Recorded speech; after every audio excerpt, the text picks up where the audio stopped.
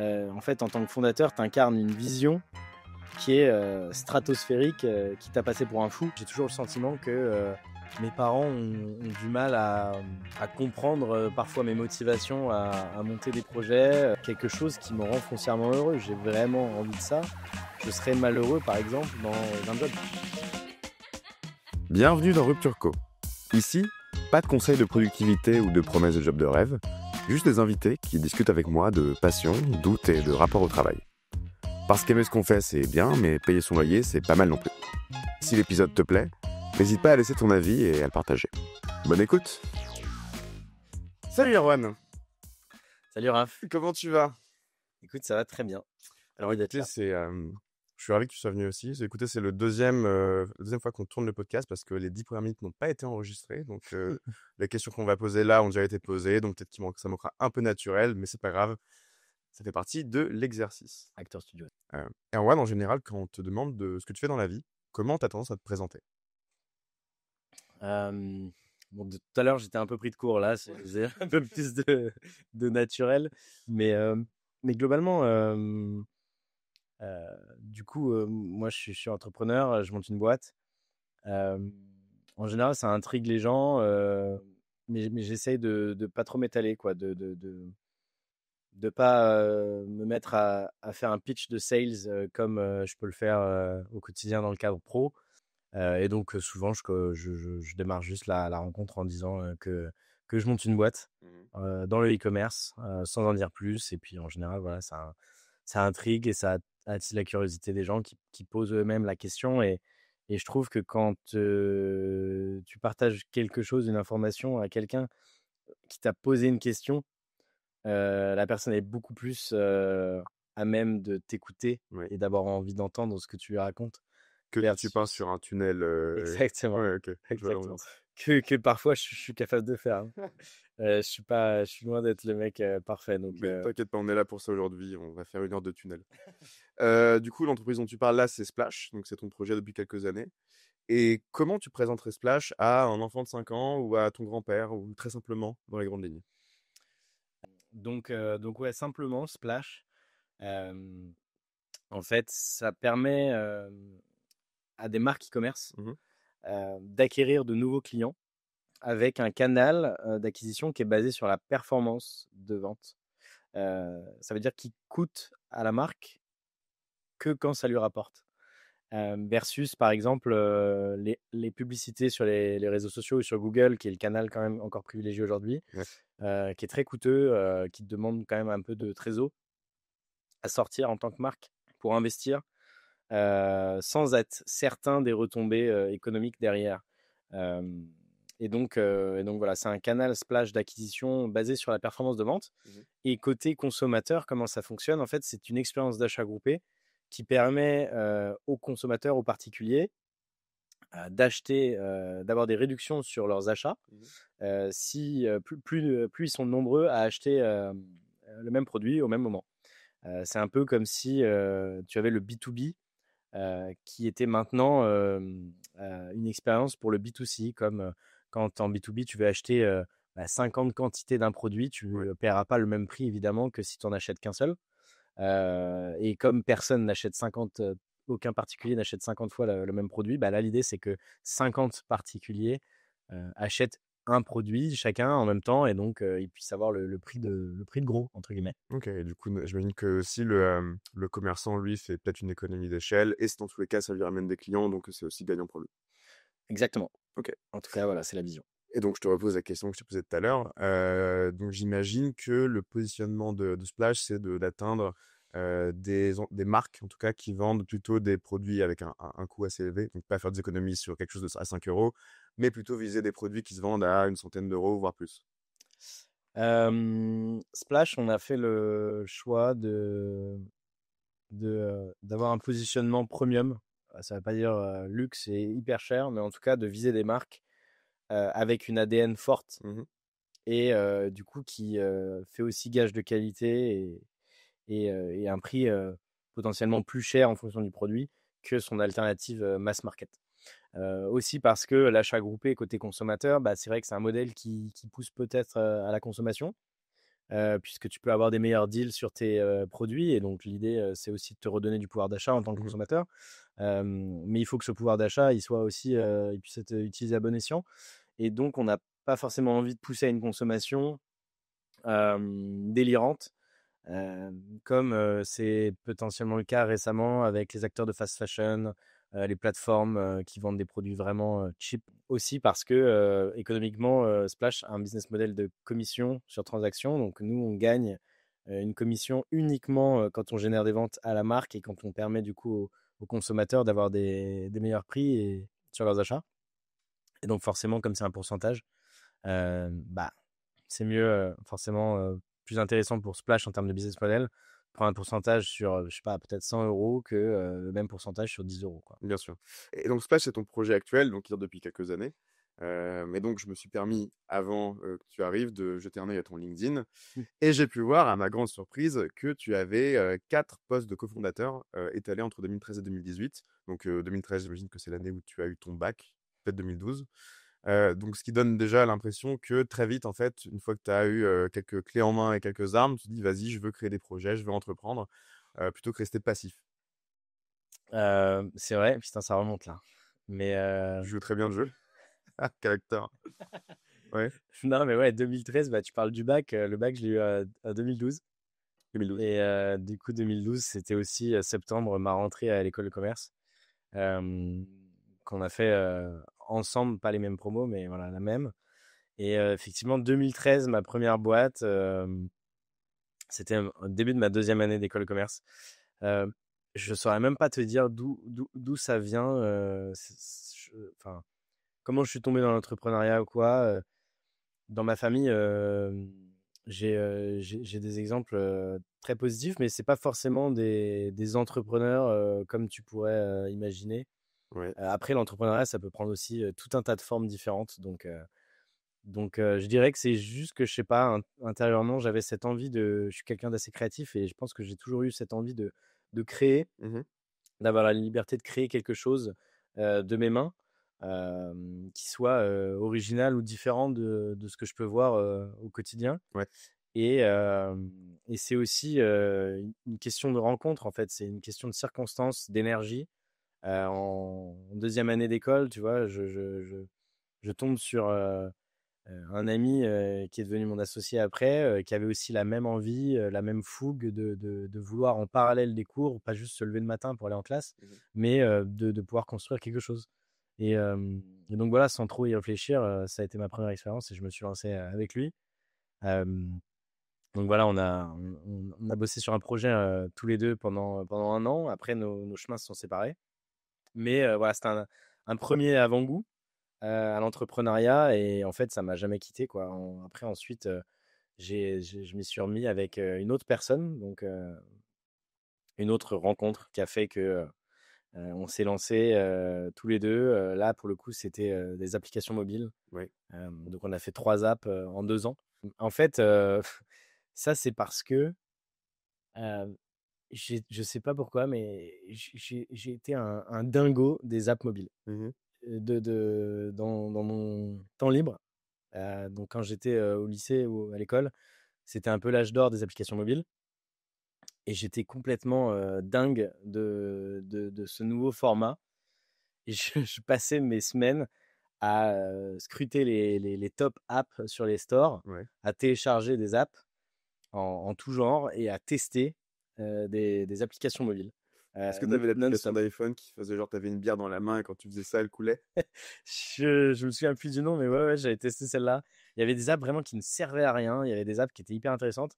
Et en fait, je ne saurais même pas te dire pourquoi, quoi. Mais du coup, j'en ai testé des centaines et je m'acclimatais sans le savoir à l'époque, parce que je pense qu'on mettait pas encore ce nom là-dessus, mais à l'expérience utilisateur que ces apps bah, procuraient, quoi. Ouais. Comment elles t'accueillaient sur leur application, comment elles te présentaient leurs services, l'interface, le design. Et j'étais complètement fou de ça. Je prenais des screenshots dès qu'il y avait un truc qui me faisait kiffer. Et donc, j'avais des dossiers avec des centaines, des milliers de screenshots en me disant c'est une bonne inspiration pour je ne sais quand. Et en fait, après, il s'avère que du coup, j'ai rencontré et un autre mec qui lui était développeur mobile. Et c'est comme ça qu'on est parti là-dessus et on s'est mis à développer des apps mobiles pendant 2 ans tous les deux. Et en fait, moi, je me suis mis à apprendre à designer. Lui était dev, moi, je n'étais rien du tout à l'époque. Et donc, j'ai appris à designer une expérience utilisateur, une interface avec des outils. Donc voilà, sur le tas un peu, j'ai appris comme ça. Et avec du coup la veille de toutes ces applications-là que j'avais testées, je m'étais fait un peu une idée de ce qui était sympa et ce qui l'était moins. Donc, ce qui était à Euh, garder, ce qui était acheté, tout à fait. Exactement, les codes à garder. Mhm. Et donc voilà, on a fait ça tous les deux pendant 2 ans. Et de toutes ces expériences, donc j'ai pu voir sur LinkedIn Question Pro, WAM, Campus et Podium Cup, est-ce que tu en garderais une qui t'a vraiment appris beaucoup de choses ou qui a bien fonctionné et qui t'a peut-être été structurante pour toi à l'avenir? Euh, non, je pense que c'est dur d'isoler une expérience ou un produit que tu as construit. Je pense même que c'est pas forcément ça le plus important. Euh, m- Moi déjà, ce que j'apprécie, c'est que j'ai vécu des choses fortes, j'ai créé des souvenirs forts avec ces deux personnes, ces deux cofondateurs, avec qui je suis encore ami aujourd'hui. Ouais. Et, euh, et donc déjà, c'est des aventures humaines qui sont fortes et qui sont hyper intenses. Et donc ça, c'est aussi vraiment une des raisons pour lesquelles j'aime entreprendre. C'est des aventures que tu retrouves pas forcément dans d'autres contextes. Parce que l'entrepreneuriat, quelque part, c'est pas le projet, c'est les amis que tu as fait tout au long du chemin, c'est ça? Franchement, je pense que chacun a des motivations différentes. Il y en a, ils vont te dire c'est complètement juste la thune. Donc moi, c'est un quick win et je veux Ouais. gagner un max. De me faire racheter par Bill Gates. Exactement. Évidemment, ça reste des business, donc il faut que économiquement ça fasse sens. Maintenant, pour moi, si t'es pas passionné par ton sujet, si t'es pas un minimum animé par ton sujet, c'est tellement dur. Ouais. C'est vraiment tellement dur que tu abandonnes à la première difficulté, au premier obstacle, quoi. Quand ça t'anime pas plus que ça. Tu l'as un peu mentionné tout à l'heure, tu parlais de ton environnement familial dans lequel tu as grandi. Moi, de ce que je sais de toi, c'est que donc, ton père a cofondé une très belle entreprise, c'est bien ça? Cofondé, hein, on est bien d'accord? Il a pas cofondé, mais en gros, disons que ça a été, je sais pas, peut-être le premier employé de la boîte. Ok, Il est arrivé en stage d'accord. et il est arrivé en stage dans une toute petite structure qui aujourd'hui est cotée au CAC 40 et qu'emploie 20 000 personnes. Donc on taira le nom de la boîte. Mais voilà, il a eu en gros qu'une boîte dans sa vie, il a connu qu'une boîte dans sa vie et D'accord. ça a commencé en stage, euh, tout petit, et puis bah voilà, après maintenant c'est parti sur la stratosphère. Ouais, donc il a quand même été impliqué dès la jeunesse du projet. Quel rôle ça a eu, tu penses, sur ta relation avec tes parents, sur la manière dont eux appréhendent ton travail? Malgré d'extérieur ce qu'on peut penser, et moi le premier, je pense que mon père est un grand entrepreneur parce que bah, en fait, quand tu arrives au tout début d'une aventure, euh, si petite soit-elle, et que ça finit par devenir ce truc énorme, c'est forcément une réussite de dingue. Et c'est le genre d'histoire que tu n'entends pas forcément tous les jours. Et donc, c'est un super modèle d'entrepreneur. Mais ce qui est marrant, c'est qu'en fait, quand tu en discutes avec lui, lui, il se considère pas du tout comme un entrepreneur. Il Mhm. voit pas ça comme ça du tout. Alors, c'est pas le fondateur de la boîte, mais je veux Peu dire, il est ignorant, là quoi. depuis le début. Ouais. Et je pense que c'est une des pierres hyper importantes de l'édifice qui a fait qu'ils en sont arrivés là aujourd'hui. Et donc moi, à chaque fois, j'arrête pas de lui dire que c'est complètement de l'entrepreneuriat et que voilà, il faut qu'il s'en rende compte. Mais tout ça pour dire que je peux pas avoir le storytelling de te dire que je suis né dans une famille d'entrepreneurs, que j'ai baigné là-dedans depuis toujours. Mais j'ai toujours le sentiment que mes parents ont du mal à comprendre parfois mes motivations à monter des projets parce qu'ils s'inquiètent, parce que c'est des parents, que peut-être ce serait plus simple pour eux que j'ai un job normal, entre guillemets, Mhm. enfin en tout cas d'avoir une situation peut-être plus stable et plus pérenne Ouais. sur le long terme que celle d'un entrepreneur bah, qui est un peu plus floue en termes de, voilà, Ouais, je vois. de visibilité. Ok, je suis quand même surpris parce que tes parents ont pu constater, alors même si ton père était l'employé numéro un, il n'était pas fondateur, mais ils ont quand même pu constater que ces fondateurs-là avaient un projet qui, du coup, a explosé, qui a très bien marché. Et donc, même en étant impliqués, même indirectement à ça, ils ont quand même des réticences, ou en tout cas beaucoup d'interrogations à ce que toi, tu entreprennes tes projets. C'est ce que tu me dis.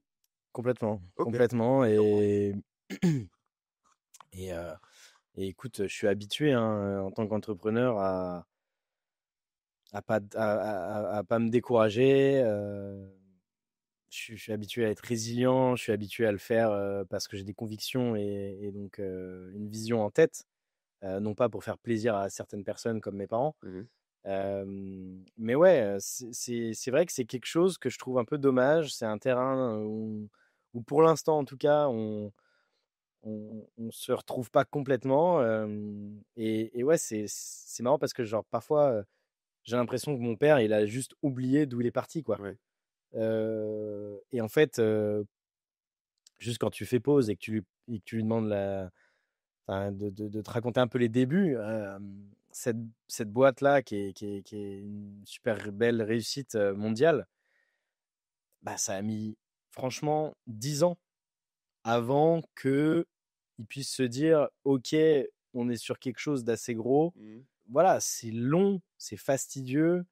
Les petites victoires en général sont rares. J'ai l'impression que parfois quand je discute avec lui, il se rappelle pas de ça, quoi. Parce que moi j'en suis au tout début pour l'instant et forcément j'avance un pas après l'autre. Maintenant, pour l'instant, j'ai pas encore réussi autant. Ça viendra. Ça fait pas 10 ans, Ça c'est pas. viendra. Ça fait pas 10 ans, non, ça fait 1 an. Il te reste 9 ans, ça va.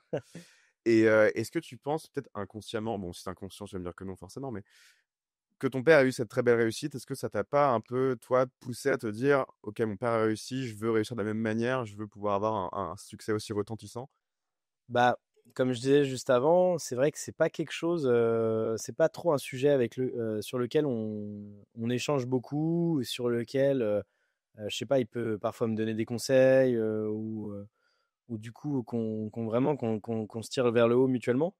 Euh, c'est un peu dommage, mais c'est comme ça en tout cas. En revanche, ce qui est sûr, c'est que j'ai toujours grandi avec ce modèle de réussite de mes parents euh, en tête.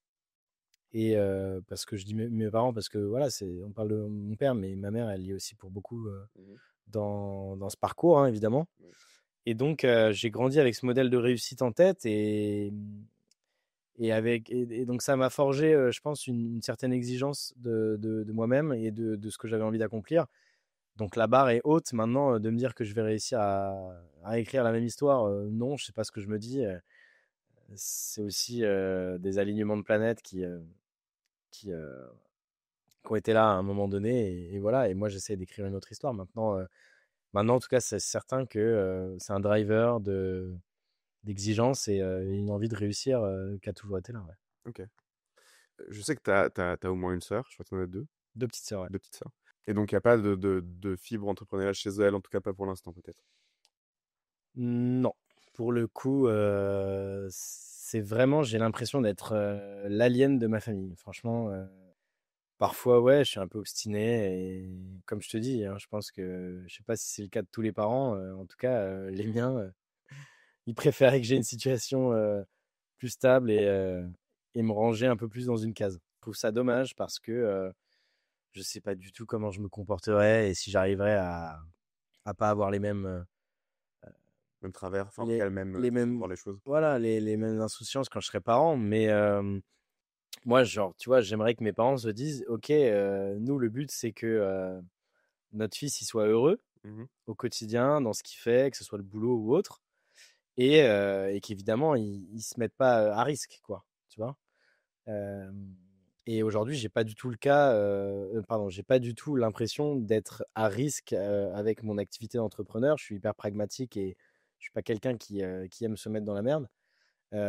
Et puis, c'est vraiment quelque chose qui me rend foncièrement heureux. J'ai vraiment envie de ça. Je serais malheureux, par exemple, dans un job, je pense. Et donc, c'est là où je trouve que c'est un peu dommage de pas avoir cette objectivité de mes parents quant à les choix que je fais dans mon quotidien et ce que j'ai envie de faire Ouais, dans la vie, quoi. je comprends absolument. Puis ça fait écho à une phrase que tu m'as dite. Bon, je sais pas, ok, on la coupera, mais tu m'avais dit, mais c'était que mes parents ont élevé des enfants, ils n'ont pas élevé des êtres humains, un truc comme ça, je crois. Mais Je sais plus si je je sais t'avais plus. dit ça. Mais c'était un truc comme ça. En Non, je gros, crois. ils ont élevé des enfants, mais pas des adultes. Enfin, Ouais, voilà, c'est plus c'était ça. ça. C'est Ouais. qu'en fait, j'ai l'impression qu'ils ils ont. Pas des êtres humains, pardon. Ouais, ouais. Ils nous ont Ouais, élevé je aux suis un croquettes, monstre. Ouais, quoi. ouais, je suis un monstre, merci. Non, non, mais en fait, ouais, complètement. C'est vrai que là, depuis qu'on est autonome et qu'ils ont moins le contrôle sur notre vie et entre guillemets ce qu'on a envie de faire, les choix qu'on fait, bah ouais, parfois c'est pas forcément ce qu'ils auraient souhaité ou imaginé. Ce que vous venez d'entendre, on l'a enregistré, Erwan et moi, il y a 2 semaines. On a eu un petit problème technique qui fait qu'on a perdu une demi-heure de vidéo. Et on s'est dit qu'on allait arrêter là, parce que la journée était assez pourrie, et donc on allait reprendre plus tard. Est-ce que tu voudrais juste finir là-dessus, peut-être, et ajouter quelques paroles? Ouais, bah concrètement, les parents, c'est hyper important, je pense, comme entourage et comme soutien en tant qu'entrepreneur. Et, euh, et c'est parfois pas évident de parler le même langage parce que bah, l'entrepreneuriat a beaucoup d'incertitudes et je pense que des parents de nature, ils s'inquiètent naturellement, quoi. Voilà, faut essayer de dérisquer à fond auprès d'eux, je pense, et puis de leur dire, de les rassurer, de leur dire que tout va bien aller. Et qu'on les aime. On les adore. Parfait. Bon, tu as parlé de Splash au début de l'enregistrement. Et en fait, en 2 semaines, il s'est passé quand même pas mal de choses. Tu as participé à ce qui s'appelle donc la Builders Factory. Est-ce que tu pourrais nous expliquer en quelques mots ce que c'est? Ouais, effectivement, depuis la dernière fois qu'on a enregistré, il s'est passé pas mal de trucs sur le projet et c'est aussi la beauté de l'entrepreneuriat. C'est un peu les opportunités qui arrivent, qui sont un peu sorties de nulle part et qui en fait permettent d'ouvrir des portes de fou. Du coup, la Builders Factory, en fait, c'est un programme assez récent puisque là, c'était la saison 1. Concrètement, c'est une cinquantaine d'entrepreneurs avec des profils divers et variés, hyper motivés pour monter des projets pendant 30 jours. Mhm. Et donc là, on était tous ensemble dans le 9e arrondissement, dans un grand bâtiment où on se retrouvait tous les jours. Et c'était 30 jours, 7 jours sur 7, de 10h à minuit. Ah, même le week-end? Ouais, même le Ah ouais, week-end. ok. Après, voilà, rien n'était obligatoire. Sur la base du volontariat, bien sûr, mais bon, c'était le concept de la base. Tout le monde a un peu joué le jeu.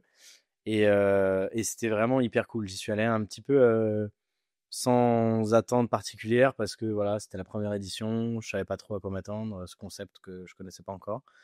Et en fait, vraiment, j'ai été bluffé par le truc, surtout par la cohésion qu'il y avait entre les gens, qui est rare dans l'entrepreneuriat et dans l'écosystème, je trouve. Tout le monde a un peu la tête dans le guidon à faire son truc dans son coin et c'est vrai qu'on échange pas non plus de manière ultra intense. Et là, donc là, il y avait vraiment une cohésion, une stimulation de dingue parce que bah, tout le monde avait envie de faire les choses à fond.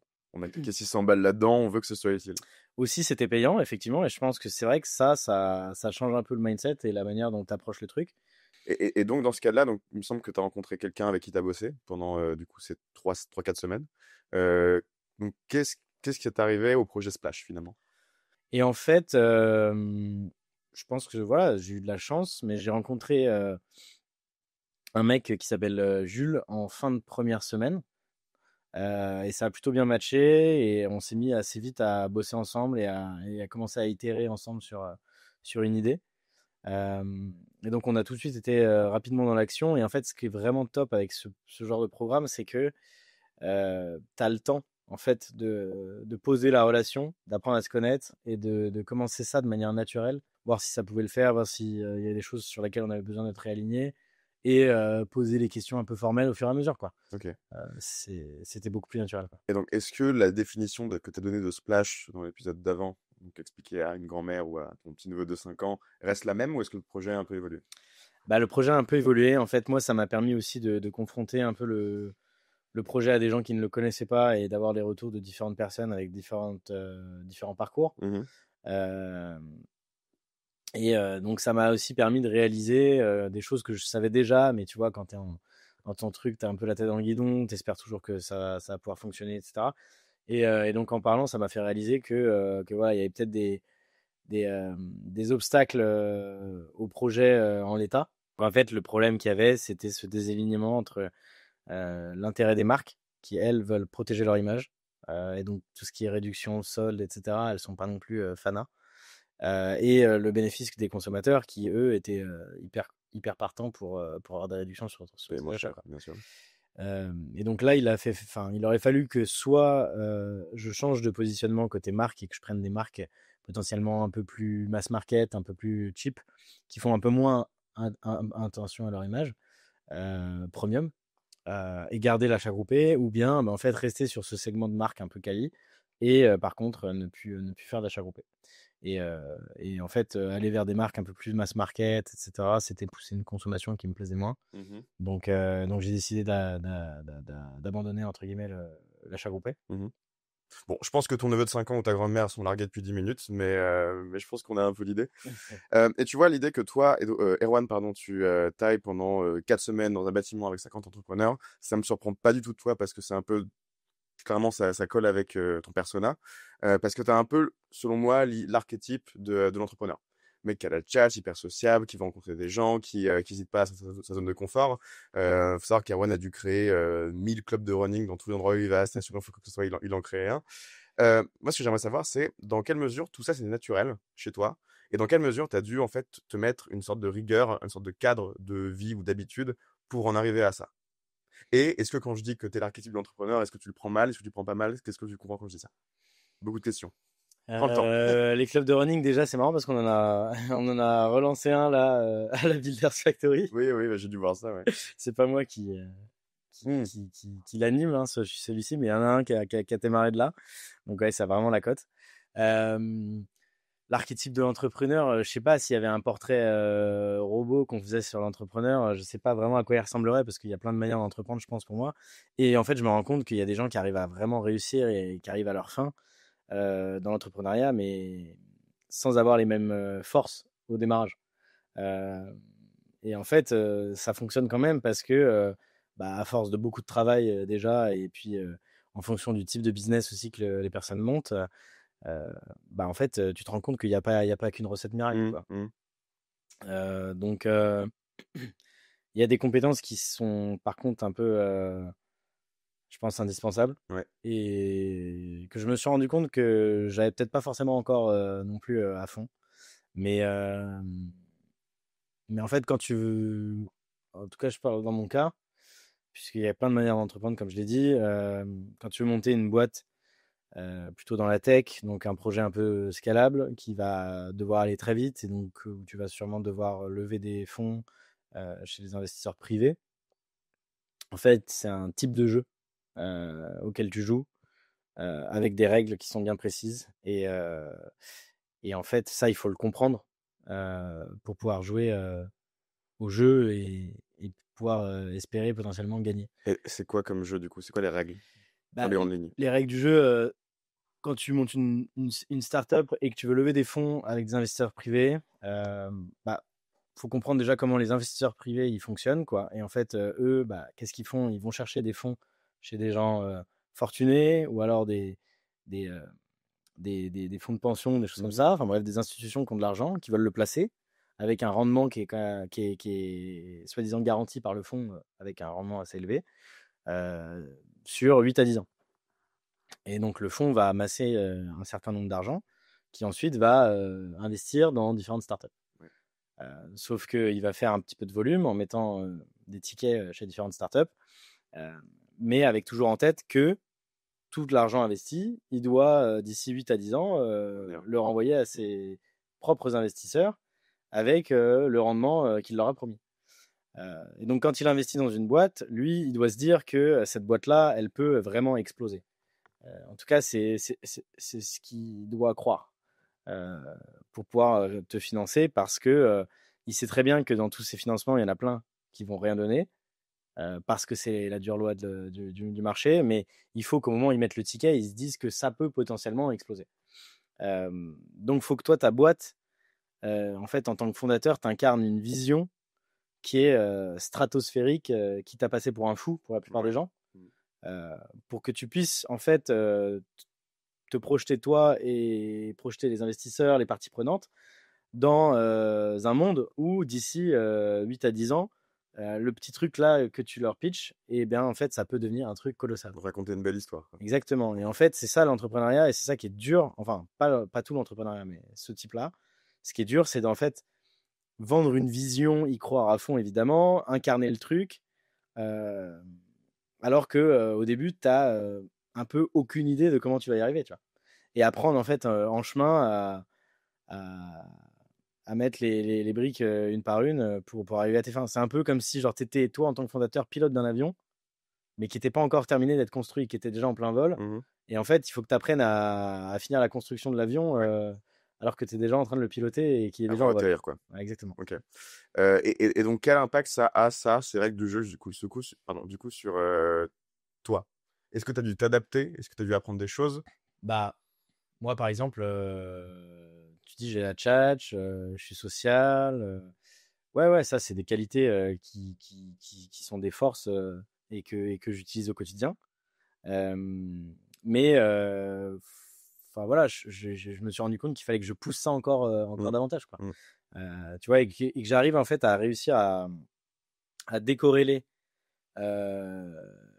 la réalité de ma boîte, l'exécution du quotidien et là où on en est et les galères aujourd'hui, et la vision Que tu veux transmettre. que j'incarne, à laquelle je crois et que je vends aux autres parties prenantes externes. Donc, tu bosses sur ton personal branding, en fait, en quelque sorte. Ouais, c'est pas que le. C'est vendre du rêve, alors qu'en fait, en coulisses, tu sais que pour l'instant, en fait, parfois c'est la panique, parfois t'as des victoires, mais en fait, t'es en train d'apprendre à comment. Donc, le personal branding passe souvent par LinkedIn. Je vois beaucoup d'influence sur LinkedIn. Personnellement, j'ai un peu une aversion pour LinkedIn. Je suis très critique et sceptique de ce réseau social. Toi, tu es assez client, tu communiques beaucoup dessus et c'est en partie par là que tu communiques sur Splash. T'en penses quoi de LinkedIn? Bah, moi, pareil, je suis un peu. Enfin, je trouve que LinkedIn, c'est un truc de fou, j'adore. Parce que ça t'ouvre tellement de portes, c'est gratuit aussi, déjà, tout simplement. Ça coûte rien, en fait, de partager, tu vois. Ça te coûte du temps, mais de consommer et de partager sur LinkedIn, ça te coûte rien. Donc ça, c'est quand même phénoménal. Ensuite, en termes de réseau professionnel, bah, il n'y a que celui-là. Et ouais, tu peux te créer vraiment des opportunités pro dessus. Moi, j'ai un petit peu de mal avec. Enfin, c'est dur de juger là-dessus, mais en fait, j'ai un peu de mal avec les gens qui font beaucoup de quantité et qui, du coup, s'oublient un peu parfois sur la qualité. Je trouve que c'est bien de poster et quand tu arrives à partager de la valeur. Mais après, c'est complètement subjectif. Il y a peut-être des gens qui trouvent de la valeur dans des posts où là, moi, j'en trouverais pas. En revanche, un constat que je me suis fait, que je savais déjà un peu, mais que je me suis fait là après le programme, c'est que le personal branding aujourd'hui, c'est indispensable, c'est clé et ça peut vraiment t'ouvrir des portes de fou, quoi. Ok, donc ce que je comprends quand tu me dis ça, c'est qu'un entrepreneur qui n'arrive pas à vendre une vision, à se marketer, à travailler son personal branding, à l'image qu'il renvoie, aura plus de mal, à minima, de faire marcher sa boîte? Bah, en fait, ça dépend de la concurrence. Tu vois, en fait, si t'es une rockstar et que t'arrives à incarner une vision, mais juste que ça te fait chier de poster sur LinkedIn, bon, bah, probablement t'arriveras à tes fins, mais il faut peut-être que t'aies déjà un peu un réseau, etc. En fait, LinkedIn, ça te permet de créer un réseau digital sans forcément avoir rencontré les gens, mais tu peux te créer facilement une audience sur ton secteur, sur ton marché, qui est passive en fait et qui va être là, et quand tu vas partager du contenu qui vont le voir. Et en fait, tu vois, c'est un peu similaire à de la publicité sur les réseaux sociaux. On dit souvent qu'il faut que tu vois 7 fois une publicité pour passer à l'acte d'achat.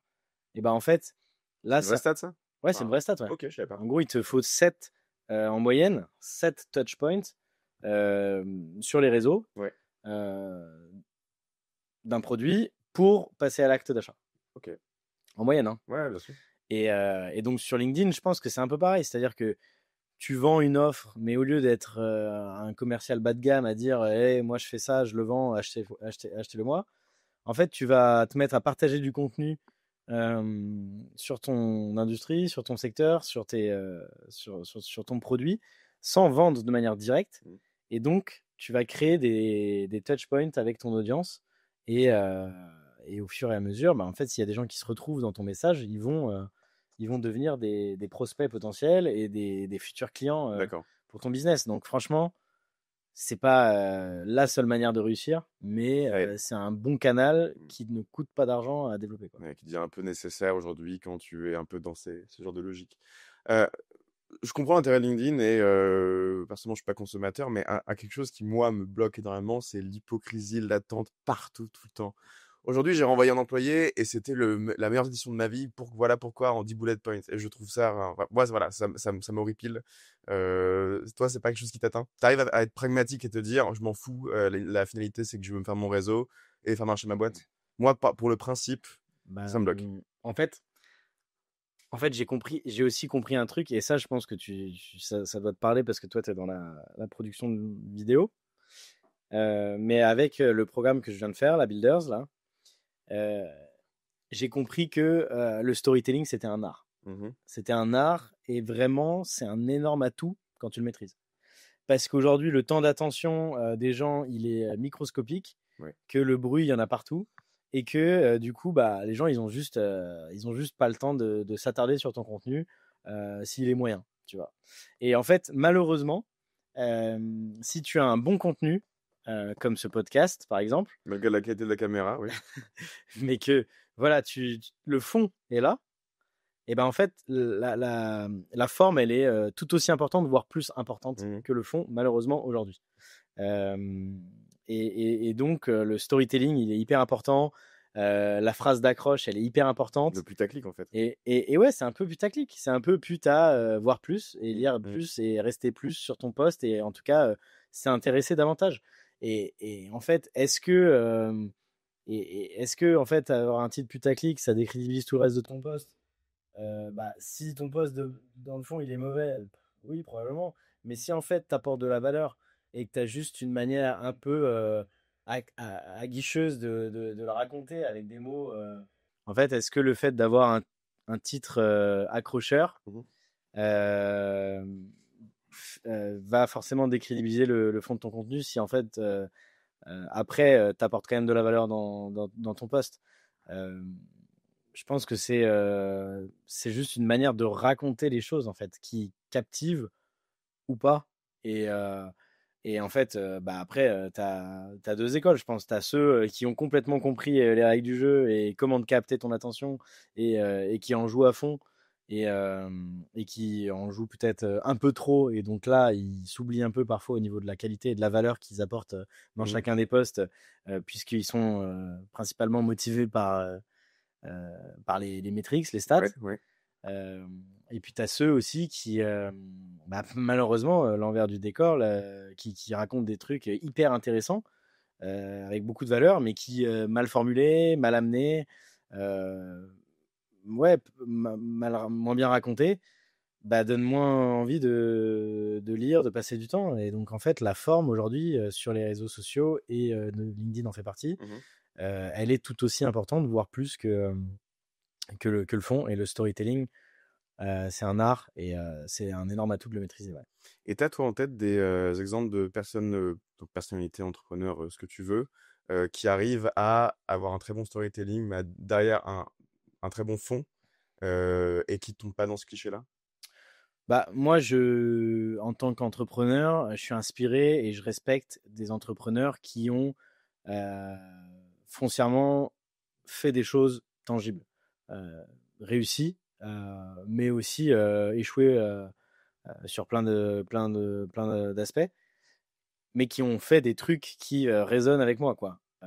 Ceux où j'ai vraiment du mal, bon, bah, c'est cette nouvelle génération d'infopreneurs, de solopreneurs qui vendent des formations en ligne, Ok. un peu à la mort moelle parce que en fait, euh, ils trouvent pas d'autre manière de scaler leur activité de freelance et d'arrêter de vendre leur temps.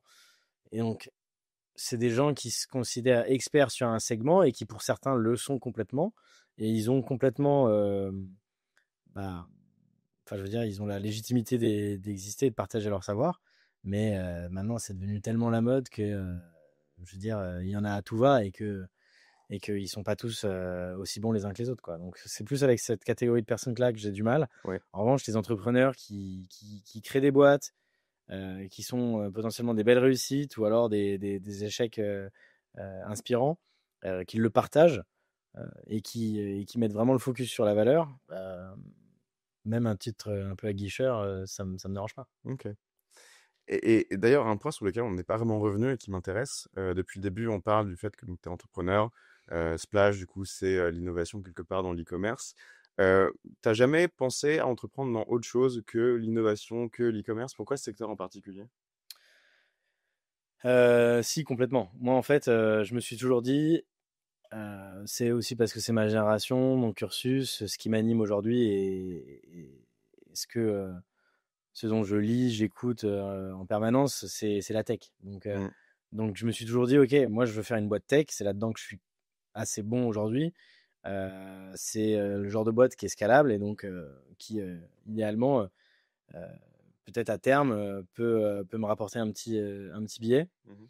Et donc, je me suis toujours dit que ce serait la première étape. Mais en fait, après, euh, si jamais j'arrive à mes fins et à avoir un petit billet pour ma prochaine aventure, je pourrais m'attaquer à des projets qui nécessitent, dès le premier jour, un investissement en fonds propres un peu plus conséquent. Ce qu'aujourd'hui, le digital permet, c'est en fait d'arriver à passer de 0 à 1 et à tester des trucs en permanence pour vraiment, vraiment très peu cher, quoi. Donc ça, c'est quand même la beauté du truc. Mais derrière, ce que j'aimerais bien, c'est créer un groupe de lieux de vie. Oui. Donc pas que de la restauration, mais vraiment des lieux de vie avec des concepts forts pour tous les moments de la journée. Alors, il y a deux concepts qui me plaisent pas mal. Ouais. Il y a un concept de speakeasy Ok. dans un speakeasy dans un speakeasy. En gros, Genre le Little Red Door dans le Little Red Door dans le Little Red Door. exactement. En gros, Ok. ça s'appellerait les poupées russes. Ah! Ok. Et en fait, tu aurais un bar caché dans un bar caché dans un bar caché. Tu vois, À peut-être. un moment donné, c'est le frigo, puis après, en fait, c'est les toilettes, puis après, etc. etc. Et en fait, où bah, la plupart des gens atterrissent dans le premier, Ouais. et où en fait, pour arriver à trouver le deuxième, faut peut-être être un peu plus habitué. Et le troisième serait peut-être vraiment plus petit, tu vois, parce que ce serait que pour les connaisseurs ou alors les clubs privés qui jouent au poker. Ah, c'est très très drôle ça. Voilà, ça c'est un truc qui me fait marrer.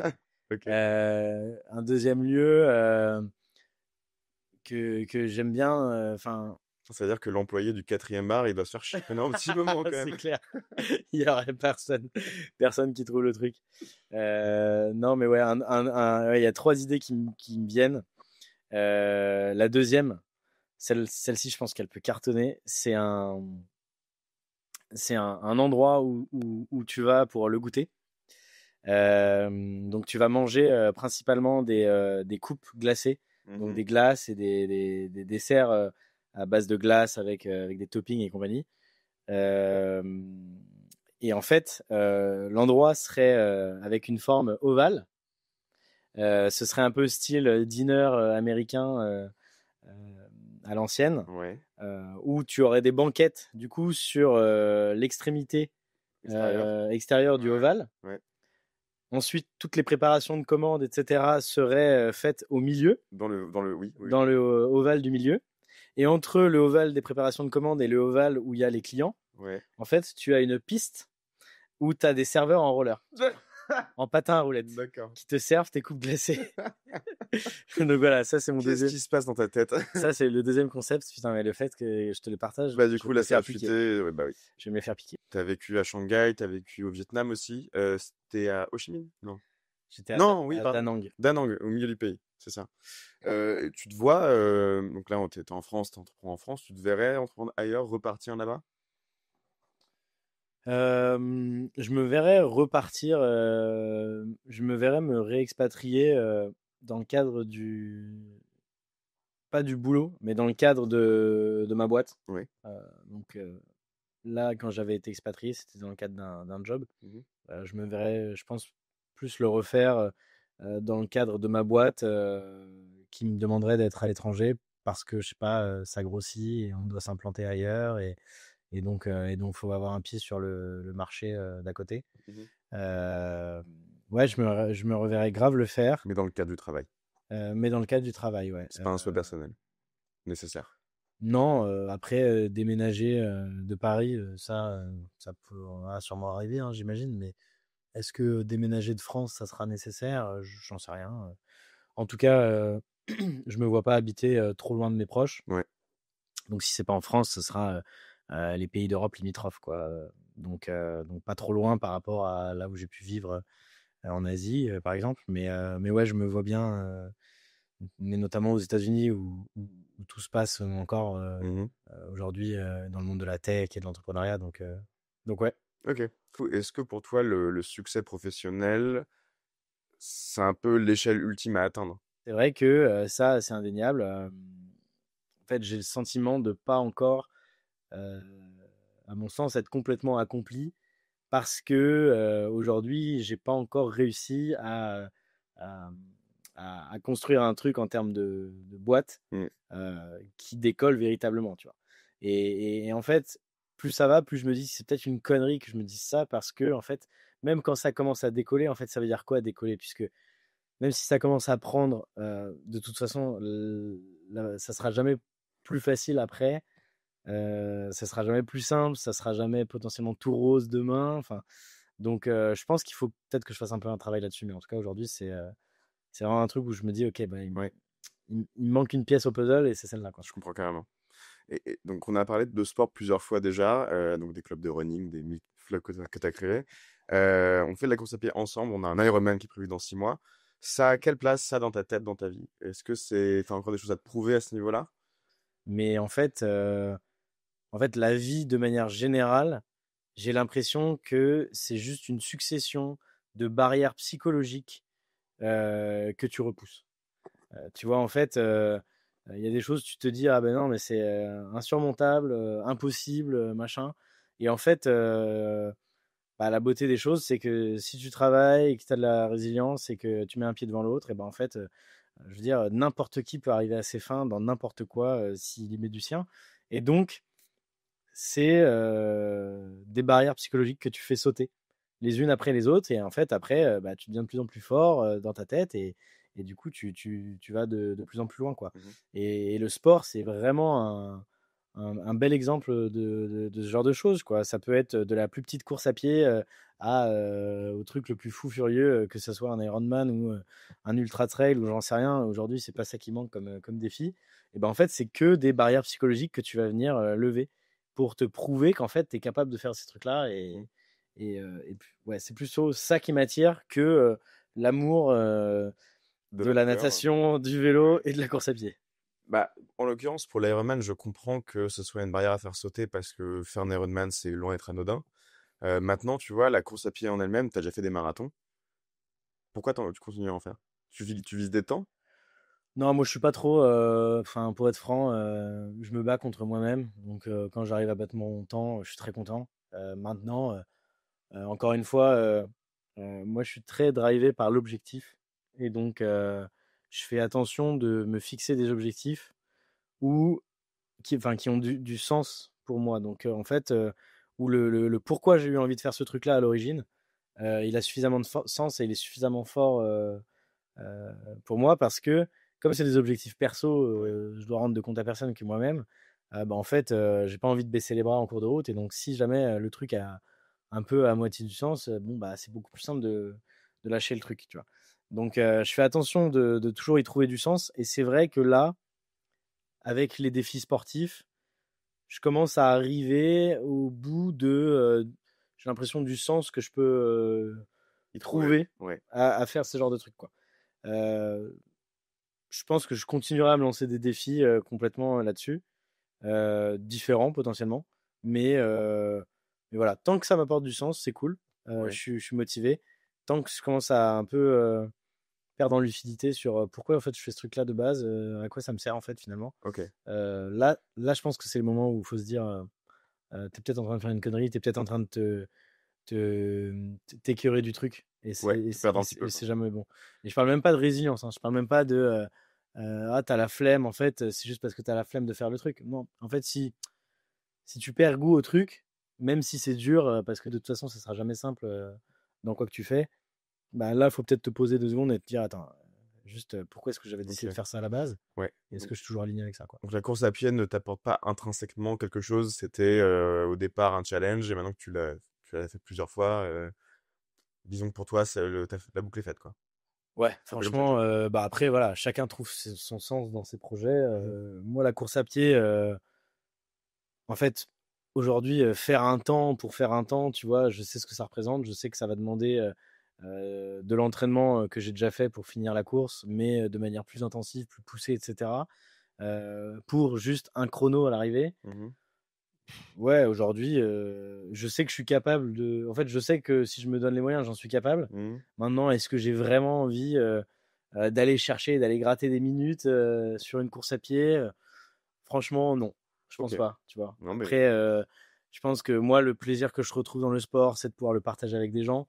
Tu vois, l'Ironman, bah, en fait, si j'avais été tout seul, je l'aurais pas fait. Donc, le fait d'embarquer des potes dedans, ça, c'est ça cool. aide, c'est clair. Le fait de mettre des potes à la course à pied ou parfois le même de mettre des potes au triathlon, ben, je trouve ça hyper cool. C'est plus ça mon bonheur à travers le sport, le fait de partager des moments aussi dans des run clubs, des trucs comme ça. Ouais, c'est plus toujours le partage, je pense, ça qui me drive Ouais, dans mes ça a l'air, projets. hein. Il y a Ouais, toujours une dynamique un peu sociale dans ce que tu entreprends et c'est un peu la tâche de fond, j'ai l'impression. complètement, ouais. Ok, trop cool. Et est-ce que tu m'as déjà répondu il y a 2 semaines, parce que tu me disais que tu étais donc dans l'entrepreneuriat, ça c'était une certitude, et que tu serais pas aujourd'hui heureux en CDI, en tant que salarié. Est-ce que néanmoins tu t'es fixé une date limite, enfin tu t'es pas forcément fixé, mais est-ce que tu accepterais qu'il y ait une date limite dans X années, tu te dis, bon bah écoute, Splash n'a pas marché, il me faut un plan B. Est-ce que c'est quelque chose auquel tu as déjà réfléchi? À laquelle tu as déjà réfléchi? En vrai, quand tu entreprends un plan B, C'est déjà un aveu d'échec? bah, tu n'as pas de plan B, quoi, en fait. Mmh. Ton plan B ou ton plan C ou ton plan D, ça va être tes différentes stratégies pour arriver à tes fins dans ton business, mais en général, t'as pas trop de plan B et, et de filet de sécurité qui est déjà en place quand tu es en train d'entreprendre parce que bah, c'est un peu contre-intuitif étant donné que bah, faut y croire à mort et il faut s'auto-persuader que ton truc va marcher Mmh. puisque sinon t'es foutu parce que déjà avec les chiffres t'es déjà foutu avant d'avoir commencé donc si tu commences à te dire qu'il y a un monde où potentiellement ton truc pourrait ne pas marcher, bah, c'est clairement sûr d'arriver, tu D'accord. vois. Donc non, pas de plan B, mais par contre, si je partage un apprentissage, c'est que moi, tout ce qui m'est arrivé de bien dans ma vie pro, en fait, ça a toujours euh, découlé de choses que j'ai euh, faites quand j'ai entrepris. Mmh. Ou sur le moment, en fait, t'as pas forcément de recul, t'as pas forcément de lucidité sur en fait euh, en quoi ça va pouvoir te servir plus tard ou dans d'autres choses, etc. Comment, si jamais ça fonctionne pas, tu vas pouvoir retomber sur tes pattes. Mais en fait, c'est toujours le cas. OK. C'est toujours le cas si tu stagnes pas, si tu es tout le temps en apprentissage constant, etc. Et puis voilà, si tu es dans l'action, si tu rencontres des gens en permanence, etc. Pour moi, je me fais pas de soucis sur enfin, la possibilité de revaloriser cette expérience-là derrière dans n'importe quelle voie. C'est ce que tu disais il y a 2 semaines déjà, donc au moins là-dessus, on est Ok, bah réglo. je radote, tu vois. Non, non, t'inquiète. On arrive dans les dernières minutes de prolongation de cet épisode. Donc, je vais te poser, comme le veut d'habitude, la question de Nassim, que j'ai vu il y a quelques jours, qui avait donc une question pour toi. Nassim voulait savoir si tu avais quelqu'un en face de toi dans la même situation que toi, tu lui donnerais quel conseil? Le truc, c'est que je pense que c'est une question intéressante pour des gens qui n'ont pas forcément beaucoup de recul sur la situation, mais j'ai l'impression que toi, c'est le cas. Donc, voilà, je suis pas sûr que ce soit une question très adaptée dans ta situation, mais néanmoins, si tu as une réponse, je suis tout oui. Ah, c'est une bonne question, ouais. Bravo Ok, Nassim. bravo Nassim. C'est une bonne question parce qu'en fait, ce qui est marrant, c'est que on est toujours enfin, je sais pas comment l'expliquer ce truc-là, mais j'ai l'impression que c'est toujours plus simple de donner des conseils à quelqu'un, tu vois, de savoir tout de suite Ce qui va pas. pointer du doigt ce qui pourrait être fait différemment ou quoi machin, parce que de ton prisme, c'est évident. Alors que quand tu es la tête dans le guidon, etc., bah, soit t'en es conscient, mais tu te l'appliques pas, soit tu te mets des œillères. Et ça, je me l'explique pas. Je pense que c'est vraiment ouais, de se fixer des deadlines, tu vois, de se fixer des milestones clairs avec des choses que tu as envie d'accomplir à ces dates-là. Et, et d'être assez réaliste avec tes ambitions, forcément. Et voilà, et après de te donner les moyens à fond et d'avoir cette capacité, même si c'est pas toujours évident, quand tu arrives à la milestone, en fait, et que du coup tu fais le point entre est-ce que tu as atteint tes objectifs ou pas. En fait, si ça n'a pas été le cas, bah, de- d'essayer de pas trop négocier avec toi-même et en fait de vraiment prendre des décisions à ce moment-là qui peuvent être difficiles. Donc c'est plutôt ça. Parce qu'en fait, je pense que ça permet de gagner du temps. Enfin, en tout cas, d'être efficace et de pas perdre de temps. Et, et c'est plus important quand tu entreprends, quoi. Faut aller vite, Ok. faut échouer plein de fois, mais il faut échouer rapidement. Fail fast, ouais. Voilà. Donc ça, c'est un peu le conseil que je me donnerais. Je pense que tu vois ce que j'ai réussi à apprendre de Splash pour en arriver là aujourd'hui, avec les apprentissages, prendre une nouvelle direction avec le projet. Bah, en fait, je pense que je les ai eus beaucoup plus tôt Mhm. et que je les ai peut-être pas forcément intégrés ou vus comme ça, noir sur blanc, dès le début et que, en fait, si je m'étais posé peut-être en me disant, bon, ok, voilà, voilà ce que tu sais, voilà ce que tu sais pas, bon, à partir de là, maintenant, il faut que tu tranches, je pense que j'aurais gagné du temps. Ok, donc peut-être d'être plus incisif et d'aller directement straight to the point, quoi. Ouais. Et donc, quelle est ta question pour le prochain invité? Le prochain invité, ma question, c'est euh, à la fin de la journée, euh, d'une journée, on va dire, ordinaire de ton quotidien, là, tout de suite maintenant, est-ce que tu es heureux euh, de manière vraiment objective? Mhm. Est-ce que tu te sens heureux, même si bah, c'est jamais tout noir ou tout blanc, Ouais. mais globalement, est-ce que tu as l'impression d'être heureux dans ta vie, là, à la fin de cette journée, de ton quotidien? Et si oui, qu'est-ce qui te rend heureux, foncièrement, dans ce que tu as aujourd'hui? Et si non, ben, qu'est-ce qui fait que tu n'es pas forcément heureux et qu'est-ce qu'il faudrait peut-être Ok. changer pour que ça le soit? Et donc, je te retourne la question. Tu répondais quoi à ça? Ah, c'est un piège en fait. Ah bah, faut y répondre. Si t'avais écouté, tu saurais qu'on répond à ces questions. Ah, donc Nassim a répondu à la question qu'il m'a posée avant? Ouais. Ah, ok, intéressant. Ah, je pensais que c'était juste pour le prochain. Merde. Euh, Moi, comme je te disais tout à l'heure, aujourd'hui, je me sens heureux euh, à 95%. Et en tout Ah, cas, c'est pas rien, hein. ouais, ouais, bah en vrai, je suis bien. Enfin, franchement, j'ai vraiment peu de choses sur lesquelles je pourrais me plaindre, en toute objectivité. Aussi parce que j'ai jamais mis toutes mes billes dans le même panier et j'ai toujours trouvé ça important d'être un minimum équilibré, d'entretenir d'autres facettes que le boulot, Mhm. qui prend une grosse partie de nos vies, qu'on soit entrepreneur ou pas. Euh, et puis parce que ça me permet aussi que ça soit pas une fin en soi. Et donc ces 5%, bah, c'est un peu ce que je te disais tout à l'heure, c'est le fait que pour l'instant, je me sens pas encore accompli vraiment d'un point de vue entrepreneurial. Mhm. Est-ce que ça sera le cas un jour? Je sais pas, parce qu'en fait, si ça se trouve, c'est bien d'avoir toujours ces 5% d'inaccomplissement, parce que ça me Ça te peut-être motive. motivera à aller de l'avant. Mais il faut quand même que j'arrive tu vois, à m'y retrouver dans mon quotidien d'entrepreneur, à minima, pour me dire qu'en fait, je kiffe ce que je fais. Et là, c'est un peu un exercice que je fais davantage, c'est essayer d'aimer davantage le parcours le quotidien, même si c'est pas tout rose la plupart du temps, versus La finalité. la finalité du Ouais. truc, quoi. Ok. Très bien. Voilà. Cool. Écoute, merci beaucoup pour cette belle question et cette très belle réponse aussi. Erwan, qu'est-ce qu'on peut te souhaiter pour la suite? On peut me souhaiter de la force pour m'entraîner comme un fou pour l'Ironman, en plus de la boîte et en plus de tout le reste, qui est en ce moment un peu difficile, j'avoue. Mais ouais, ça va le faire. T'es encore en contact avec Jules, c'est ça? Jules, ouais, complètement, ouais. Donc Ouais. vous bossez encore ensemble sur Splash. Ouais. Cool. Ah, donc c'est ton CTO ou ton co-founder au minima? Ouais, complètement. On est en Cool. train de formaliser tout ça, justement. On se connaît pas depuis Trop bien. si longtemps, finalement. Mais ouais, ça roule. Ok. Et donc si on veut suivre son travail, on trouve ça sur LinkedIn, Instagram? LinkedIn plutôt? Ouais, LinkedIn, j'ai pas Twitter, Insta, je l'utilise un peu, mais Moi, c'est pour le perso. Surtout, ouais. Donc ouais, LinkedIn, mon prénom, Erwan Core, tu vas me trouver assez facilement. Et peut-être que tu tomberas sur un post LinkedIn avec une accroche un peu putaclic.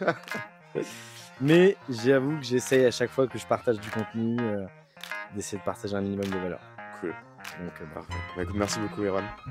avec plaisir. Merci de m'avoir invité et écouté. Merci d'avoir écouté Rupture Co. Si l'épisode t'a plu, n'hésite pas à le partager et laisser un avis, ou même à nous contacter directement pour nous le faire savoir. Tu retrouveras nos contacts et réseaux sociaux dans la description de l'épisode. Et en attendant le prochain, pose-toi la question, et toi, tu veux faire quoi quand tu seras plus grand ?